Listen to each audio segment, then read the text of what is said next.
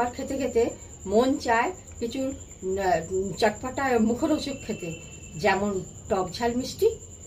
এমনই এক রেসিপি আপনাদের সামনে আজকে আমি শেয়ার করছি, নাম হচ্ছে দই বড়া। যেমন টেস্টি তেমন সুস্বাদু। আসুন দেখে নিই এই রেসিপি বানাতে আমার কি লাগছে। এই রেসিপি বানানোর জন্য আমি 400 গ্রাম বিউলির ডালকে ভালো করে ধুয়ে রাতভর ভিজিয়ে রেখে সকালবেলা আমি এটাকে পেস্ট বানিয়ে নিয়েছি। একটা দরদরা পেস্ট, খুব মিহি পেস্ট হবে না, খচা খচা মতন। এখানে নিয়েছি রিফাইন্ড অয়েল, বিট নুন, চিনি, শক্কর বলে যারা, এখানে লাল লঙ্কা গুঁড়ো, ঝুড়ি ভাজা, এখানে তেঁতুল, পাকা তেঁতুল নিয়েছি, ভাজা জিরে গুঁড়ো নিয়েছি, টক দই আর ধনে পাতা আর আদা নিয়েছি। রেসিপিতে আমি আঁকে পাচ্ছি।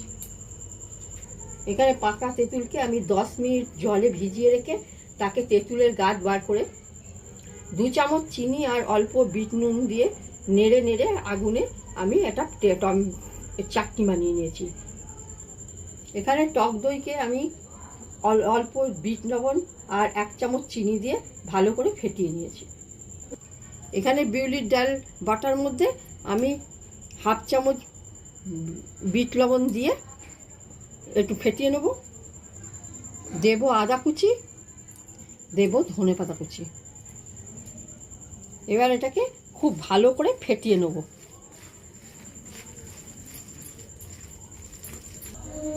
একটা ফ্রাইং প্যানে আমি বেশ কিছুটা তেল গরম করতে দিয়ে দিয়েছি। এখানে একটা বাটিতে আমি অল্প জল নিয়ে নিয়েছি। তেল গরম হয়ে গেছে। এবার এই ফাটানো বিউলির ডালকে আমি একটু একটু করে এর মধ্যে দিতে থাকবো।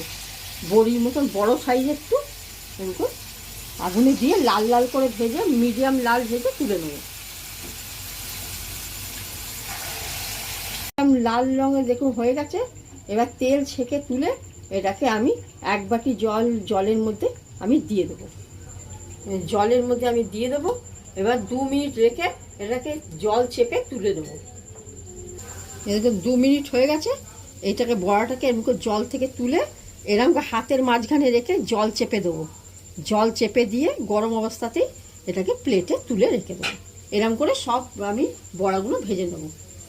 একটা প্লেটে আমি 2টো দই বড়া নিয়ে নিলাম। দেব 1 চামচ দই,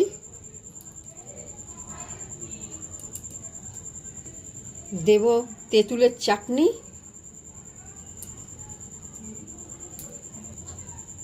দেব ভাজা জিরে গুঁড়ো, অল্প বিট নুন, লঙ্কা গুঁড়ো, লাস্টে দেব ঝুড়ি ভাজা।